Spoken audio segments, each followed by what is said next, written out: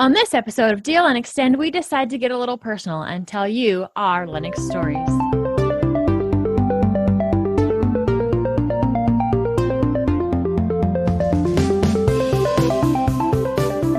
This episode of DLN Xtend is brought to you by DigitalOcean and Bitwarden. Welcome to episode 29 of DLN Xtend. DLN Xtend is a community-powered podcast. We take conversations from the DLN community, like the discourse forums, Telegram groups, Discord server, and so much more. We also snag topics from other shows around the network. Here with me today are my fantastic guests, the owner of all the crazy hardware, Matt, and the one who has an almost unhealthy obsession with OpenSUSE. How's it going, guys? Fantastic. I have been receiving lots of questions from family. This is a kind of a change. A lot of questions about privacy on the internet, security, and Linux and how they can start using it, which I've always been wanting to say, I have no problem saying that I use Linux, and now people are asking me for how they can get started. So I spent quite a bit of time on the weekend talking with some family members about getting started in Linux. So I put together a little USB drive with Ventoy on it. And after our discussion about, where should they start in Linux, I thought about this and I did have a conversation with them. And I said, I'm going to give you two options. The option that's going to be easier to get going, which is Kubuntu. The other option is my preferred option, OpenSUSE, and I gave them Leap. I showed them how it works. This is the interface. Pretty much anything you want to do, likely you'll be able to do it. I said if there's any special software, no, there really wasn't. So we'll see how it goes. And then other discussions too about how can they use things like Facebook and Instagram and have some semblance of privacy. So I was telling them about using Firefox, container tabs, and so forth. I decided I'm going to start compiling some notes, things that, like some real easy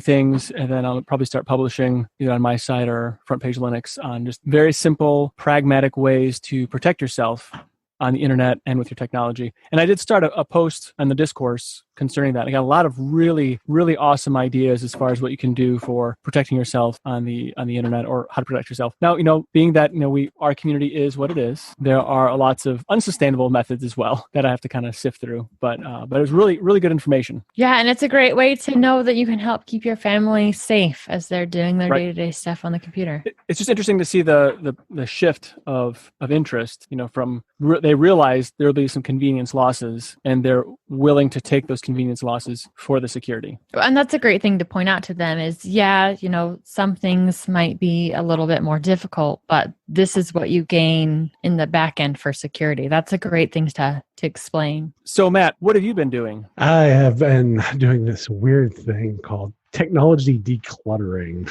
That's a crazy idea. What in the world is that? I have been trying to get rid of stuff that really doesn't have a use. Like I use it, find a use eventually kind of thing. I don't want to say I'm going technologically minimalist, but I'm trying to at least dwindle down some of the less functionally used stuff. So I'm trying to kind of like a workflow. I'm kind of trying to just minimize it down to the workflow that I need, as opposed to just all the random that I have. All right, if you could do me a favor, because this is a really interesting and new concept for me. I understand technology, I understand decluttering. I don't understand those words together. So if you could tell me an example of what that means, for me. for you.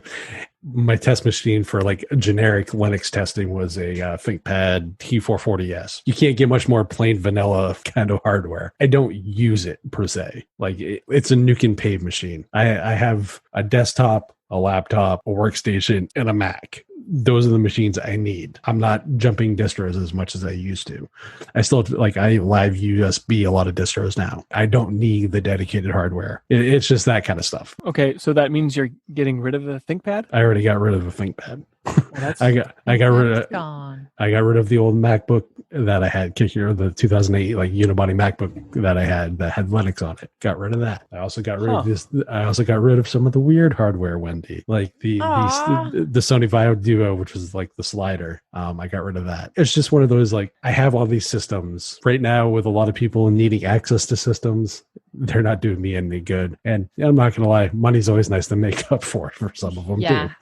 So, absolutely. So you're selling your stuff. All right. Okay. That makes sense. Yeah. But to me, it's decluttering. I got you. While I'm still making money from it. Yes. I'm decluttering all the crap that I accumulated. But here's the thing. More esoteric hardware will be back. When the Pine phone shows up.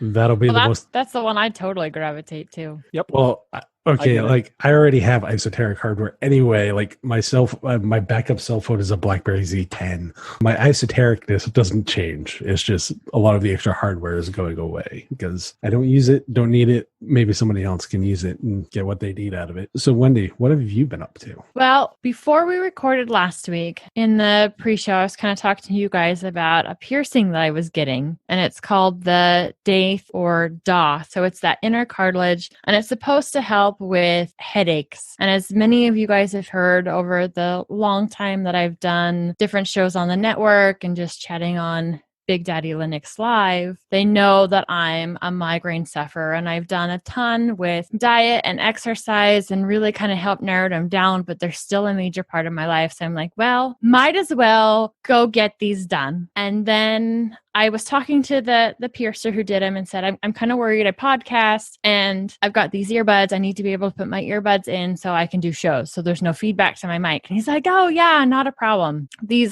way these barbells fit in your ear, you should be able to wear your earbuds. No big deal. And I didn't try them that Wednesday, the day I got them done, but I tried to put my earbuds in on Thursday and it was an absolute no go. There's no way I was going to get those suckers in, and it was absolutely not going to be comfortable enough. So I had to go emergency over the ear headphone shopping this week. And I've got a fantastic Best Buy store. So it's about the only tech store we've got in our area. And they were open for people to go in. And I'd originally bought a set of earphones online. And I'm so glad I tested them out in the parking lot before leaving, because the way that they sat on my ears, it didn't matter if I had these new piercings or not. They dug my regular lower lobe ones into my neck and pinched my ears, and they were horribly uncomfortable. So I go back in and I said, yeah, I need to exchange these because these will not work. I have no idea how anybody wears these things. And I walk back. So they've got their lineup of different headphones, and I'm looking at them and talking to the gal, and she's like, yeah, go ahead and try them on. And I show her, I'm like, well, I've got these fresh piercings and I don't know how many people have put them on, and I do not want an infection because the last person who tried them on, and now I have little buggies in there. Right. Yeah, that could be tragic. Yeah. Yeah, absolutely. I'm doing my best to avoid infection. And so she was so awesome. She went back to the front of the store where they've got some of their cleaners to deal with the COVID stuff and wiped down any pair of earphones I wanted to try to help make sure that I could get ones that fit and would work great for the show or other stuff that I need the headphones for, and help me prevent getting an infection in my new piercings. So that lady was so awesome. Amazing customer service.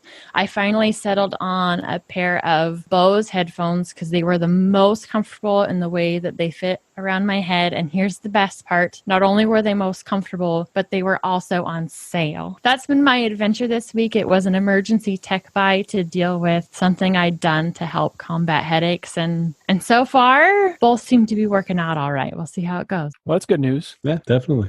Were like headphones, like traditional headphones that go over the ears, would those not work? Yeah, so these are traditional ones that go over my ears. So I've posted a picture on my Instagram that has them on there and my DAIF survival kit because I can't sleep. I'm a side sleeper. After having 4 babies, I am trained to sleep on my side, and now I can't not sleep on my side. I've got my survival kit there, which is some saline to clean it, my brand new awesome headphones that I'm loving and wearing now, and then it's a neck pillow, right, that is supposed to be used for sleeping in the car.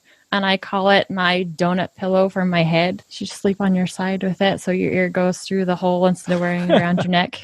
It's awesome.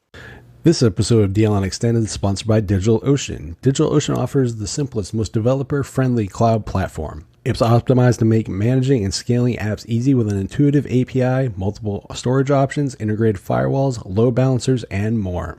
DigitalOcean recently announced new features and services such as a virtual private cloud in all regions, free of charge. This lets you create multiple private networks to isolate your workloads. Container Registries is now available to all users. Easily store and manage private container images and push images seamlessly to DigitalOcean's Kubernetes. You can get all of this plus access to their world-class customer support for as low as $5 per month. Get started on DigitalOcean for free with a $100 credit by going to do.co/DLN, and you can use that $100 credit for spinning up over a dozen droplets or even some monster-sized droplets for 2 months. Again, you can get started on DigitalOcean with a $100 credit by going to do.co/DLN. So over the last couple of episodes, we have been talking about making the switch and how we view putting new users onto Linux. But we wanted to get a little personal this time and give you guys kind of our Linux story on like how we either got into Linux, why we got into Linux, or the myriad of other reasons to jump ship onto a different OS. So Nate, what were your reasons? Like, where does your Linux story start? Or even really, where do you want to start your Linux story, I should say? So my first computer was a Commodore 64. I've talked about my obsession with vintage hardware. And so I went from that to the Amiga later on. I'll try and make this. And the Amiga it's kind of a Unixy-like operating system, like the syntax and such underneath. And so I liked that.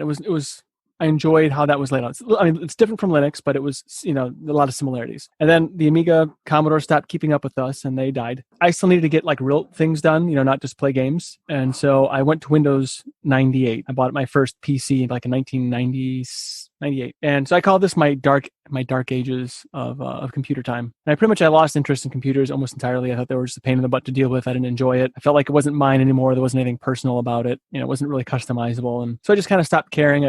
I started distancing myself from technology largely. And I was like programming and doing all kinds of things before that. So I got a job at Whirlpool Corporation as a drafter. And the computer they set me on was this Unix machine, this HP Unix machine. I'm like, what is this glorious thing? I must know more. How much one of these cost? Oh, 10 grand? That's outside the budget. And someone says, oh, have you tried Linux? I go, I've heard of it. It's the Penguin operating system. And I like Penguin. And I said, yeah. I says, well, it's free to download. You should, try it. And so I went online looking a little bit. And, back then it was dial-up modem. So downloading wasn't really an option. I could have probably done it at work. I think about it. But anyway, had no way of burning it. So I went to the store and I picked up a copy of Mandrake Linux and started playing with it. And I thought it was just absolutely fantastic. I really enjoyed it. It was so customized with all these different options. And I was a little bit overwhelmed at first because there's just so much to it. It's like going to an old country buffet, like the first customer in there where nobody has kind of, picked it over. You know what I'm talking about? Or any buffet, insert buffet here. And I was just so excited. So I wanted to just try all these different things. And there was just so much to try. I spent weeks just playing with it. I was 22 at the time, I think. The Army sent me off to Kosovo, so I stopped. I didn't play for a while. And then by the end of that year, I purchased another copy of Mandrake Linux and I installed it on a laptop. And I'd been on Linux ever since. And what I thought was really great about it, now mind you, I went to KDE because GNOME at the time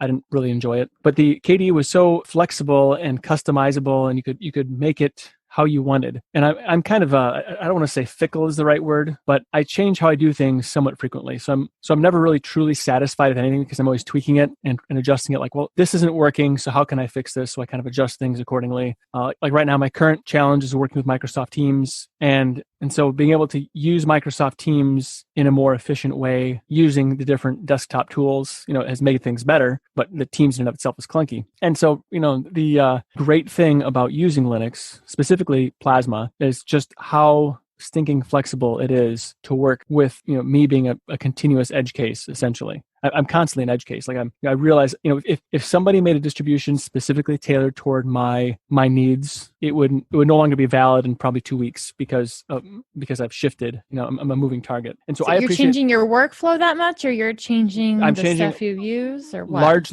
Largely like how I'm working. So depending on the task itself, it changes drastically what I'm doing. Like now when I'm recording with you guys, and then or whatever, I have things set up a certain way. When I go to do a different thing, let's say working with teams and trying to manage data and go through and reconcile information, I'm working completely differently. So each task I do has a different flow to it. And the nice thing about Plasma is it gives me a shell that I can make these adjustments as I see fit. So you do that on different workspaces, so things automatically pop up on different workspaces where you want them, or you just kind of adjust that every time you use it? I've adjusted that either by workspace or by virtual desktop. So awesome. So right now I'm using virtual desktops very heavily so that I can set one virtual desktop up for doing a specific task, another desktop up for doing another task. But now when I stop doing that task, I wipe those things off and I'm doing a different task, then I repurpose those virtual desktops. I have used the workspaces also, and have you the different. I don't know if you've played with those at all. Oh yeah. Those also work well for me, but I find that certain that doesn't work quite as well for me. Like when I decide, I need to combine these two tasks now, so I have some hotkeys that I use to move applications to different virtual desktops so that I can more effectively work on whatever that task is. And so the workspaces don't cater themselves quite as well for that. You can still do that, but I just can't do it as quickly. And I'm sure there's a hotkey that would make that work. I just haven't done it. So anyway, when I go to like a Mac or a Windows machine, when I have to do stuff on there, I just feel like it's just so kludgy. Like how do people use this and feel okay with themselves? Like how do they not rethink their life decisions when using Windows and Mac? That's really how I feel when I use them, because they don't suit my shifting requirements very well. So Wendy, give me some personal insights about when the switch and why the switch to Linux happened. I actually switched over to Linux because I was getting frustrated with Windows. So I used only Windows starting back with some of the DOS days with the green screen and having to get your way into games and that kind of thing. And then, in the house and at school, it was always Windows machines, and we slowly moved up that way. So as I moved out and was buying my own computers, I was just kind of on that same role of you buy a Windows machine and that's how it works. And I remember it was during the whole fiasco with Windows 10. And I know some of it was it's a new operating system rolling out. They're rolling out a whole lot of versions of it and sometimes not checking them completely before rolling them out. So I was having all kinds of problems. And I wanted a bunch of the telemetry stuff turned off. So I had a program loaded that helped turn off telemetry. And every time it would update, it would remove my telemetry application. I'd have to reinstall it and set all of that stuff back up. And it was taking me forever just to sit down and get some work done, because there was always stuff that needed fixed, always stuff that needed tweaked. My browser needed reinstalled because of whatever the last update did. And I just hit the point where I was so frustrated because when I sat down to work, I just wanted to work. And then I could go on and do things with my family and that sort of thing. So I started looking for an alternative. And for me, Mac was never too much of an option. And for one, I am super budget conscious and I'm also pretty cheap for the most part. So every time I looked at them, I'd look at the specs, I'd look for what they cost. And to me, whatever they put into the OS wasn't worth that massive extra price tag to me. So that's when I started looking online for different alternatives. And this, Linux popped up. It was popping up all over. I started reading forums and seeing how to install it and all of that kind of stuff. And I was already pretty familiar with some of that process on phones because for years before that, I'd had an Android device which I'd rooted and ROMmed. And so some of that stuff was pretty comfortable to me. I'd just never done it on a computer system. That's pretty awesome. Yeah. So after I think I spent about a month researching and looking and learning and then decided, this is exactly the way I wanted to go. I installed it on both of our computer systems and haven't looked back. I've never installed Windows on one of these computer systems since, except for like one time where I needed to update some drivers. And the only way that I could actually get it done properly was to load it on a spare drive. So that drive was in there for as long as it took to update some drivers on a gimbal and then be done. So otherwise it's been just straight Linux for me. And I've loved the process. Like you, Nate, first I started with some different desktop environments as I was learning what options were out there as far as applications and stuff went. My first desktop environment was XFCE, and one of the reasons why I was choosing it was because it was really light. And my computer at the time, I wanted to make sure that I was getting as much out of it as I possibly could and not have my desktop environment eating up some of those resources. So that's why I went with XFCE, and it did a really good job. I eventually jumped to GNOME, which had a more polished look to it, but I was starting to collect multiple monitors, and I was finding that one wasn't handling my multiple monitor systems very well. Eventually, I found KDE Plasma and absolutely fell in love with it because I could do, like with the workspaces or the virtual desktops, the way it handles multiple monitoring so well, the way I can select and choose applications to, hey, I'm working on this project, I need this application to stay on top the whole time so so I can see what's going on as I'm bouncing back and forth between other stuff. It really gives me the functionality in workflow that not only have I not found anywhere else, but is nothing that I could have gotten on a Windows environment. And using that knowledge, as we talked a little bit about last week, I migrated my in-laws over from Windows 10 when their laptop automatically updated, even though they didn't want it to update to Windows 10. I switched them over to a Linux system. They've been running that for years now. Though, I do all the maintenance. It meets all of their needs. I am not worried about when, sometimes they'll still get these full screen ads. I have finally put an ad blocker on there for them. But, they'd get a full screen warning that says, you have viruses on your Windows machine. And they'd call me and I'm like, you're not even running Windows. Just hit this button, exit out of it. You are good to go. This is not a worry. And it's some of that, I feel safer knowing that there's other protections there as they're just doing their day-to-day stuff. It's been awesome. And it's taken that route not only for me, but helped me help some family in the process. Yeah, that's really awesome. And I totally agree. The Plasma has the best multi-monitor support, and something like it actually remembers some ID of the monitor too, even VGA monitors. Yeah. What'll happen is if I'm at my stand-up desk, I have things arranged a certain way. It remembers that. If I go to another, if I decide I'm going to hook into something out on the dining room table, let's say I just set up kind of an ad hoc work location for just whatever reason, if I use that same monitor, it remembers the orientation of that monitor as well. So all these different little things, it just does and does well. And I've never seen. Even Windows doesn't do that. Windows is terrible about remembering monitor locations, at least in my experience. It'll forget to turn them on, or it'll make them all. It won't change. It will not remember how I had them set up. Just decides what it wants to do. So in that regard, Linux or desktop Linux, at least Plasma. I can't speak for the other desktop environments, but just absolutely just obliterates the other options out there. I don't know about Mac. I don't have enough experience on Mac to say. Yeah, Mac is neither do I. Mac is probably great. I'm sure it's totally awesome. But anyway, I totally get it. I totally, completely, 100% understand your position on that. Well, I got what I wanted in the end, right? One of the biggest reasons why I switched is when I sat down to work, I wanted to just be able to work. And I now have a system that ticks all of those boxes for me. When I want to play, I totally have the ability to just play with stuff. When it's work time, I don't have to worry about my computer system being an issue. I get to sit down and get my work done. Goal met. So Matt, what brought you over to Linux? Kind of in the same vein as you guys. For me, obviously, my venture into Linux started way back in 99. I got this disk from a friend. I think it was a Mandrake disk, and I think it was 5.1 or something, 5.1, 5.2. And that was my foray into venturing into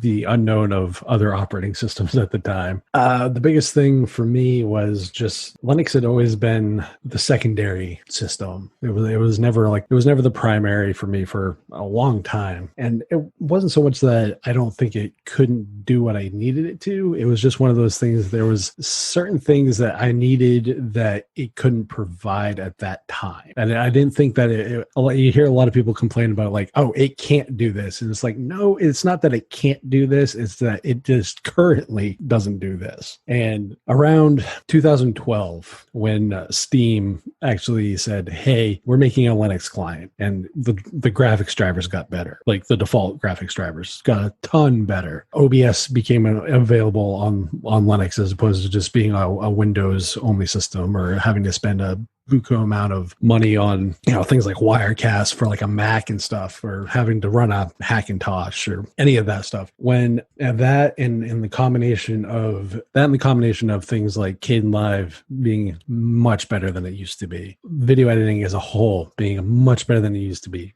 programs like Audacity finally coming into that really mature point of reference by that time.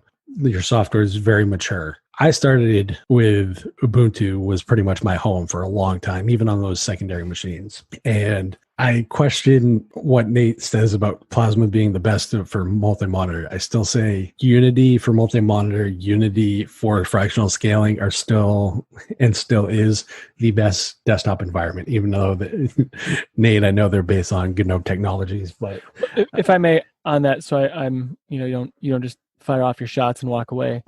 So Unity is okay, but there's such wasted space in Unity because of the additional bars they put on all the different desktops, all different screens. I'm like, I don't know, why do they do that? Why do you clutter up with this global menu? I guess the global menu, the thing that's on the top. It's like, why are you taking up my space unnecessarily? So to me, it's kind of a waste. It's too much space wasted. I didn't like how it looked or functioned. I used Unity for, probably until just about they killed it off in 2017. And then I jumped around for distro to distro. And like you guys, I kind of ended up on Plasma. I'd used Plasma / KDE on and off since Mandrake, because I think that was KDE 2, if I remember correctly at that time. So I've used Plasma on and off, and it was always one of those, it looks nice after I spent a long time fixing it. And, especially like KDE 4, where it was the argument you hear, it's bloated a lot of the time still, which it's not. But at that time, it probably was. So I ended up landing on Manjaro for a while, tried Kubuntu, I went to KDE Neon. Then I ended up on, for the most part, most of my distros that I use now are Salient OS, that I just kind of tweak a few things, and it has everything I need. So I don't really have a lot to pre-install or reinstall. So like if I have to nuke and pave a workstation machine, I really don't care, because I have all the important stuff saved. So if the OS goes bork, I'm like, well, whatever. And I'm up and going in 20 minutes. So my journey was kind of, the typical distro hopper stuff for a while. After you lose a home, so then you go to find a home. Then when you find a home, you're kind of like, okay, I found a home. Now what? My husband was super frustrated with that jumping process as I was trying to find a home. Sometimes he'd come home, he's like, oh my gosh, you switched it again. I said, yeah, this looked better. So he was quite happy when I found my happy place, so that he could just come home and get on the computer and get what he needed done too. Now, did the kids take that mentality?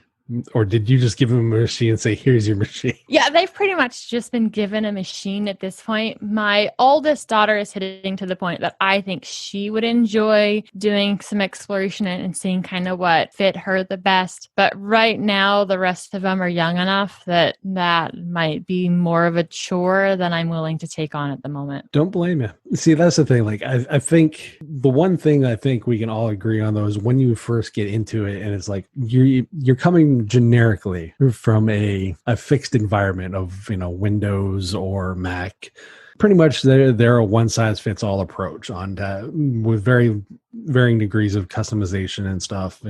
But the experience, regardless of the customization, is pretty much the same. And the thing with Linux is like, okay, I have all this choice on like what distro or OS to use. But then you get into things like, oh, hey, look, there's different desktop. What are these desktop environments? What are window managers?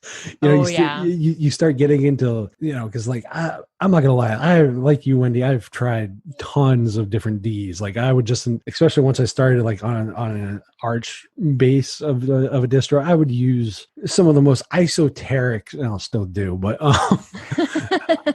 yeah, that hasn't changed. That's part of your charm. But I would try to daily driver them. That's the difference, I think. And while I still test out most distros via like live USBs and stuff, the way you get into like Linux is like, okay, do I want like Fluxbox? Do I want do I want Enlightenment? Do I want Plasma? Do I want GNOME?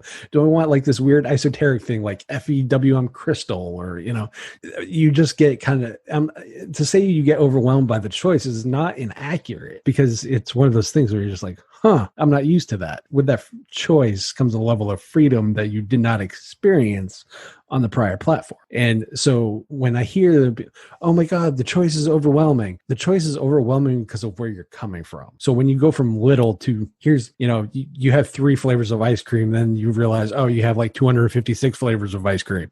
It's very different. Well, the thing is, though, that's a really good example, because the distros you choose are a bit nutty. So their flavors a bit. No, those are the. You distros got some Rocky Road in there. He does. Those are the distros that I live USB. The ones I actually install, while you might disagree with the Archbase, and yes, Salient is very much Ghostie's project, and call it a one-man band project, whatever you want. For me, though, it's the right home for me. So, like, I could do and take a lot of what he does and roll it into like a backup ISO and all that kind of stuff. But for me, it's just one of those. He already does it, so why am I going to do more work? I got other stuff to do. And he does a really good job. He really does. He does. For those that don't know, Salient is one of those. It's very focused on either from two different perspectives. It's gamer focused, but it's also like media production focused too. Yeah. So it has a lot of the DXVK stuff that you need, Proton tricks and all that kind of jazz. But it also has a lot of the niceties of having a bunch of media stuff already installed and pre-done for you. So like Kane Live's pre-installed, just a bunch of OBS is pre-installed.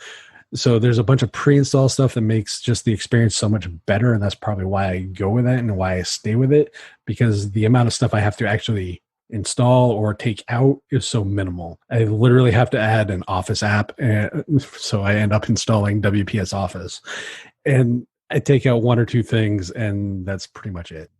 This episode of DLN Xtend is brought to you by Bitwarden.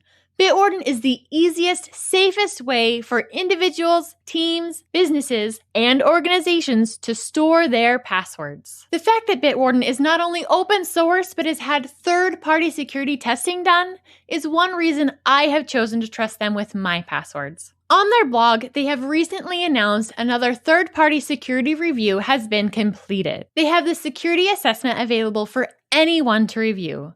My favorite part of the report, and I quote, "No exploitable vulnerabilities were discovered." Thank you, Bitwarden, for offering such a feature-rich password manager and making security checks a priority. You can get started with a free account by going to bitwarden.com/DLN. Want to support this open source project and help them continue to conduct third-party security audits? That support starts at only $10 a year. Jump over to bitwarden.com/DLN to learn more.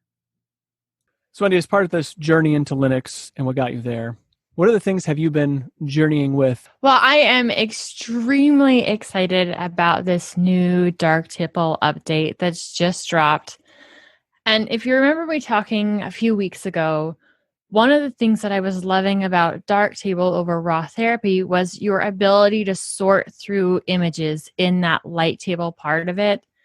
And they have recently made that so much better with this 3.2 release. You have more defining images. And here's another thing that I love. So before, when you would go on top of an image, you would get some of those basic details as you hovered over it. But now you can set all of that information to show you all the time or show you that information just when you're hovering over it. You have all of these other tools and options as you are sorting through Lighttable to figure out exactly what order you want those images in. Okay, so maybe you have worked on a set of images and you're looking at the ones that have had modules applied in a certain order. You can now sort them that way. Oh my goodness, I absolutely love the development of Darktable. I love the different features that they have added into this 3.2 release to make sorting, working through your images just that much easier, that much faster, because you have more control of what images you're seeing when,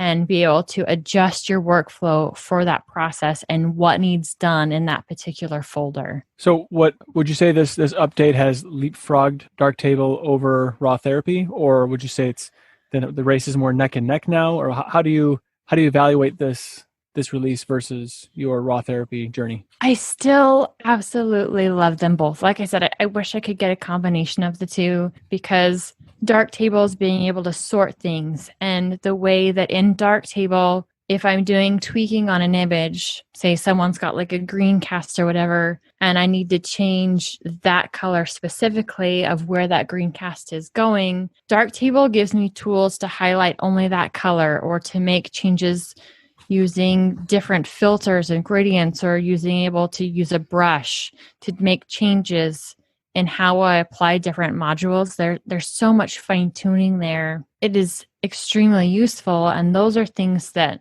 raw therapy currently doesn't have right now.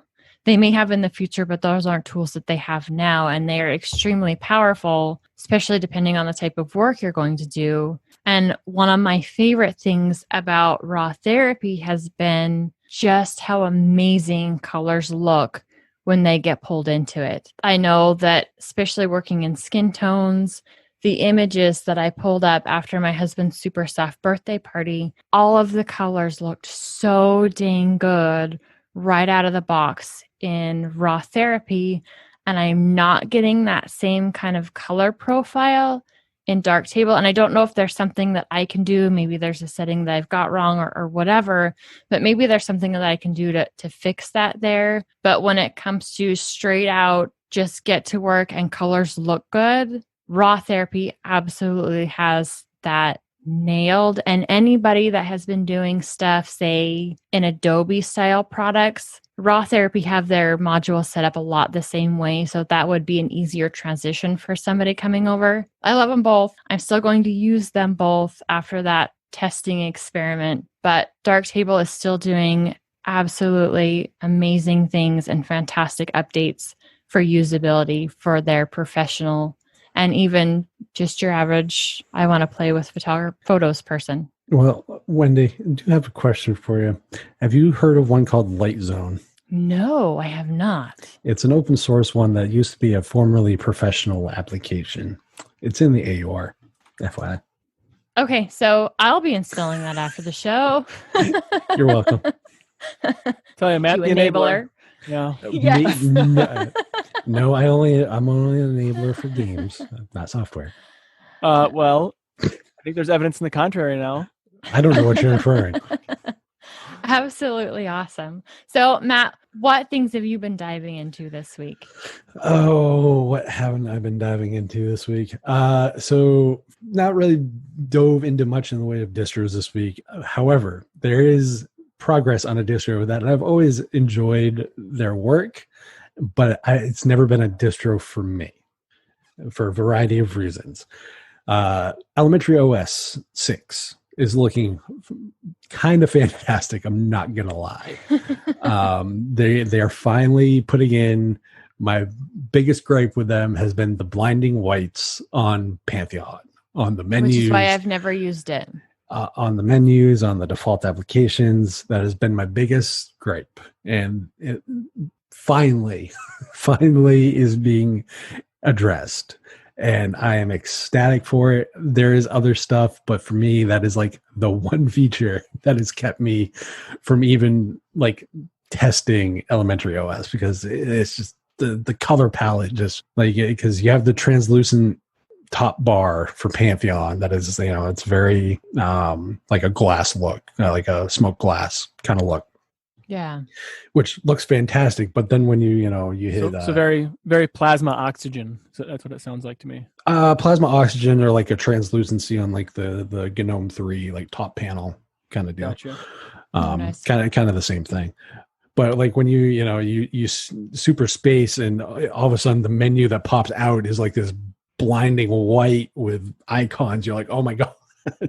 Like this does not coalesce well for cohesion and stuff. So that again, that's a personal flavor, of course, but like for me, I was like, as soon as I saw that, I was like, nope, can't use it. And that wasn't something that was like, an issue as far as basic look wise. It goes back to that root thing we were talking about at the beginning of the episode. That's a potential migraine trigger for me to have just bright stuff popping out of corners like that. So yeah, definitely. And again, that's a person, that's a user to user situation. So yeah. While I know for me, I'm a dark theme person. I know Wendy very much is. Nate, I'm not. Yes, very much. Well, you like Gecko green, so like I don't know. Well, it's not like all green; it's just highlights, green highlights. So very little green flare here and there. Very Manjaro-ish in where you. Well, prefer. no, not so cyan. A little bit more. Green tone. Yeah, a little brighter. greener, Um, more pure than more pure. More pure. Right. Speaking of pure, get called an enabler. Well, here's me enabling them for video games, because this one is, I would never not do it. This game is totally free to play. This is not a free to win game. This is a free to play game. It's gold rated on Proton, and it is Warframe. Haven't had a lot of time to really get into a lot of gaming over the last couple of weeks. So when I do any type of gaming, this is one of those, like, I can drop in for 10 minutes, do a mission or two, and call it good and go. Like, go do something else. So this is kind of like my go-to game when I'm just like, okay, I want to do some type of gaming, but like I don't have enough time to sink into the type of games that I generically prefer, which is like those big, like, story narrative kind of heavy, like Japanese RPGs and stuff. Like, those are where I prefer to go. Not this week or last week. So Warframe has been where I've been putting that. The Warframe is the one game that is done free to play the right way, because you can still get everything that is available to buy for physical money in the game without feeling like it's a constant grind throughout the game.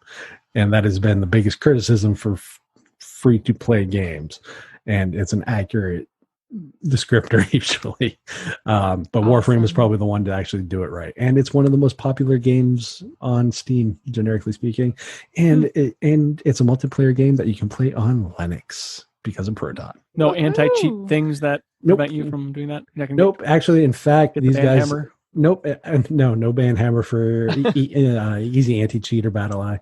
Actually, these guys have actually... I believe they've done some work for Vulkan to get Linux to work. They're doing a very No Man's Sky and actually fixing issues in Proton from what I've seen.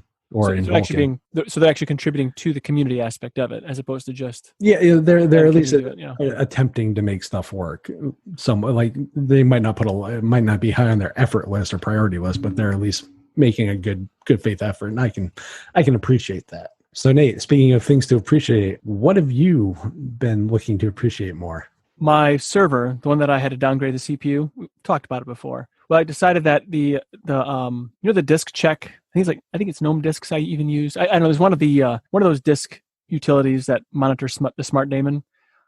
Essentially, it's telling me I need to change. It's having to compensate a lot for the failing hard drive. So it's just for the root partition, not the storage drives, but the root drive. So I purchased an SSD that's 120 gigabytes. I don't need that much space at all. I don't even need close to that much space for root. But I'm replacing a 1 terabyte-ish drive that's in there now. It's just whatever I had lying around when I put the thing together. Basically, it's just bootstraps the system, and then any of the applications live on this drive, and then the data is stored on the RAID array. So I need to find a way to, because I can't use Clonezilla, from what I understand, to go clone to a smaller drive. So I need to find a way to essentially put all that stuff that I have on that drive onto this drive, and then boot off of this instead. I'm not exactly sure how to do that yet. I'm not sure what the best course of action is, but I need to do this fairly quickly so that my server doesn't stop, serving. Yeah, before you go down completely. Yeah. So I need to figure that out. I have a few courses of action. I need to bounce it off some people, but I think I might actually just install OpenSUSE on it. And then I think because it's just, everything's a file, right? So as long as I got the boot information on there, I could just copy everything over, all the data over, overwrite everything to basically make it, the same as the current drive that's in there. So I don't really know how that works. I have to figure it out yet. I'm sure there's a good way to do it and a not stupid way. So I get it done correctly and efficiently and so forth. But yeah, I'm going to be doing that. I could have probably just purchased another spinning Rust hard drive, but if I can get just a wee bit more performance out of it, all the better. Yeah, absolutely. And spinning Rust is definitely cheaper in general, but these solid state drives are coming down in price enough that they're worth swapping out for if you're already got to swap out drives. It was $20 for his 120 gigabyte drive. Yeah, absolutely. Yeah, definitely the prices on SSDs, regardless of like NVMe or just like the 2.5 drives, have gone down drastically from what they used to be.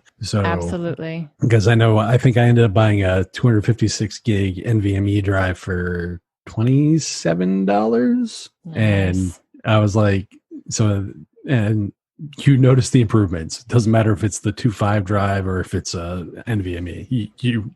You notice the speed improvements when you're going from, typical platter rust drives. Though I will say for storage, like just mass quantity of storage, platter drives still win hands down. Yeah, because you can get so much more storage on the cheap. And I've also have an RAID 10 configuration, so I have some speed boosts there as well, since there's nice. Yeah, because I know, like, just to go by what you were saying, Wendy, like they're crazy cheap. Like I saw a 5 terabyte external for $99, I think. I'm like, wow. Absolutely. I'm like, thing is I have so much that I would overfill that and need. Something tells me like the back of your like tower is nothing but external cables. No, there's a reason why I have this monster of a tower. It's so I can have that stuff directly in the case and not hanging out. Well, no, I was saying you probably ran out for stuff in the case. Not yet. I just keep replacing hard drives to bigger ones.